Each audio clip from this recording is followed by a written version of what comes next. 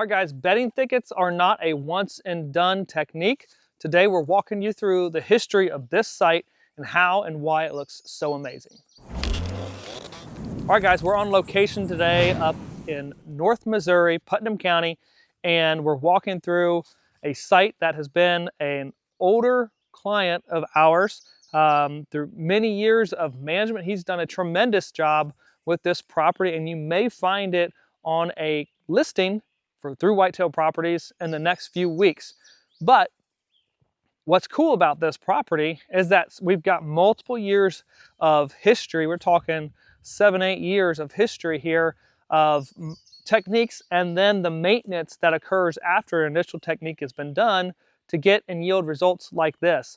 And so it's a tremendous opportunity to be able to share with you what that process can look like. So we're standing in a bedding thicket that was cut approximately 6 to 8 years ago, and then has had 2 rounds or 2 series of prescribed fire after that.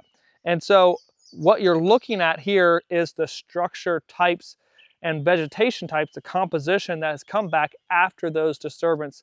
The dramatic increase in sunlight. This was a forest. This was a hickory dominated forest with dotted shingle oak, some bur oak mixed in, and some post oak, and probably a little bit of red oak. But this was timber 8 years ago. Came in, cut it heavy, essentially 80 to 100% sunlight. But when we say cut, it was a combination of multiple techniques, some girdle and sprayed, so they're killed standing, and then direct felling of the timber or the forest that was here before. Now what you're seeing after 2 times of fire is this as a result. Most of those big heavy tree canopies and structures have been consumed by those fires, and now what you're getting at as a result here is the resprouts of those existing stumps, right? That's what's standing right back behind me. We could see that it had about 6 to 7 foot of growth, and then that second fire rolled through and top killed that, and now we're getting back this new structure, new growth at approximately 3 to 4 foot tall. That's why we constantly burn and preach the maintenance side of things, because if not, right, we continue to have growth growing out of the reach of deer and become less applicable to the cover and structure load that we want in here to hold deer during daylight hours. But when we burn it, it puts it back down at ground level and restarts that growth. So even after cutting this so heavy, having multiple times of prescribed fire, rounds of prescribed fire in this site, look how much diversity and vegetation is here. A lot of people would think, my goodness, you cut the whole forest, they'd be nervous of what would even come back, and then let alone we're burning it multiple times. But we could still see we have an intense amount or an appropriate density, I should say, of woody structures, both aromatic sumac, there's staghorn sumac, there's cherry, there are shingle oaks coming back in here, a little bit of buckbrush, some native grasses, some cool season natives, and associated forbs. But the combination of being a little heavier on the woody resprouts, both from stump sprouts and just new seedlings coming in here with the amount of sunlight, makes a tremendous amount of cover and stem count that, again, during the fall and winter months when you're hunting, isolates and holds deer in this pocket.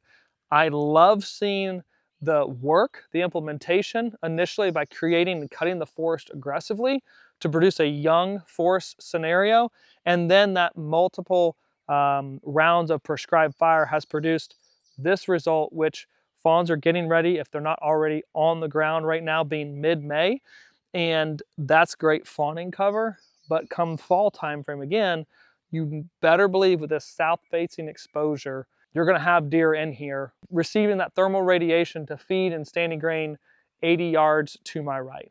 This is a fantastic setup from a hunting strategy, but also 100% executed very well through the implementation of cutting it correctly and then continuing to follow up with prescribed fire. Job very well done from the client. And guys, this is a prime example of what you should be striving for when you cut bedding cuts. Multiple different cuts applied here and continual fire will yield similar results, even if you're outside of North Missouri. This is the structure and cover and density composition that you want to be looking for or keying into, even if you hunt public ground.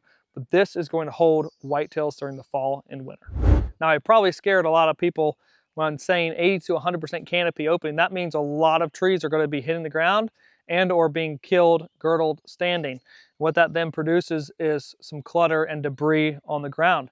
One of the biggest considerations or hindrances I see people discussing or stopping them from actually going and doing this type of management is their potential lack of understanding or long-term mindset of, well, doesn't that clog up the forest? How are deer ever going to be able to navigate throughout that? Well, number one, that's why we do a combination of cutting where we're killing some trees standing so we don't put too much debris on the ground.